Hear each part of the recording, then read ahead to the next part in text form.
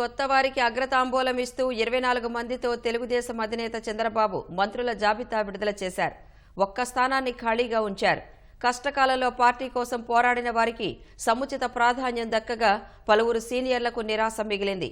మంత్రివర్గంలో జనసేనకు 3, భాజపాకు 1 స్థానం కేటాయించారు. తెలుగుదేశం అధినేత చంద్రబాబు ముఖ్యమంత్రిగా, జనసేన అధ్యక్షుడు పవన్ కళ్యాణ్ ఉప ముఖ్యమంత్రిగా నేడు ప్రమాణ స్వీకారం చేయనున్నారు. వారితో పాటే మరో 23 మంది మంత్రులు ఒకేసారి ప్రమాణం చేస్తారు. ఉప ముఖ్యమంత్రిగా పవన్ కళ్యాణ్ ఒక్కరే ఉంటారు. పవన్ కళ్యాణ్ సహా మొత్తం 24 మంది మంత్రుల జాబితాను గత అర్ధరాత్రి దాటాక చంద్రబాబు ప్రకటించారు. 1 స్థానాన్ని మాత్రం ఖాళీగా ఉంచారు. చంద్రబాబు, పవన్ కళ్యాణ్, నారా లోకేష్తో పాటు Atchannaidu, Kollu Ravindra, Nadendla Manohar, P Narayana, Vangalapudi Anitha, Satyakumar Yadav, Nimmala Ramanaidu, NMD Farooq, Anam Ramanarayana Reddy, Payyavula Keshav, Anagani Satyaprasad, Kolusu Parthasarathy, Dola Balaveeranjaneya Swamy, Gottipati Ravi, Kandula Durgesh, Gummadi Sandhyarani, BC Janardhan Reddy, TG Bharath, S Savitha, Vasamsetti Subhash, Kondapalli Srinivas, Mandipalli Ramprasad రెడ్డికి మంత్రివర్గంలో చోటు లభించింది.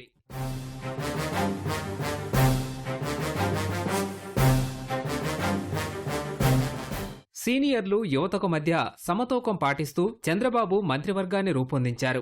17 మంది కొత్తవారికి అవకాశం కల్పించగా 3 మహిళలకు చోటు లభించింది. 8 మంది బీసీలు, 2 ఎస్సీలు, ఎస్టీ నుంచి 1కి, ముస్లిం మైనారిటీల నుంచి 1కి, వైశ్యుల నుంచి 1కి అవకాశం దక్కింది.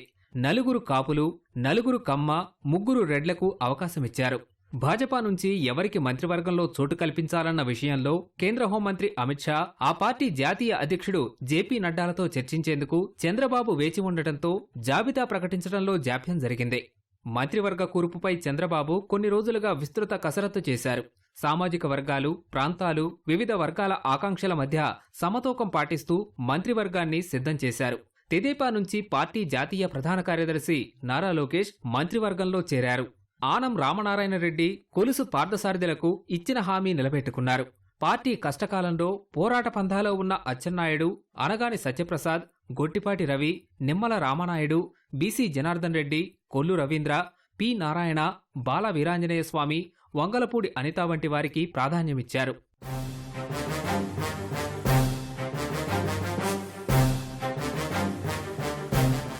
మొత్తం జాబితాను పరిశీలిస్తే 10 మంది తొలిసారి గెలిచిన ఎమ్మెల్యేలకు మంత్రివర్గంలో చోటు లభించింది.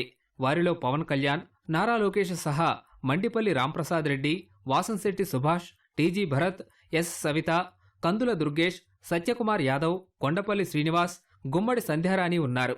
పయ్యావుల కేశవ్, అనగాని సత్యప్రసాద్, నిమ్మల రామానాయుడు, వంగలపూడి అనిత, నాదెండ్ల మనోహర్, డోలా బాలవీరాంజనేయ స్వామి, గొట్టిపాటి రవి, బీసీ జనార్దన్ రెడ్డి 8 మంది పలుమార్లు ఎమ్మెల్యేలుగా గెలిచి మొదటిసారి మంత్రివర్గంలో చోటు దక్కించుకున్నారు.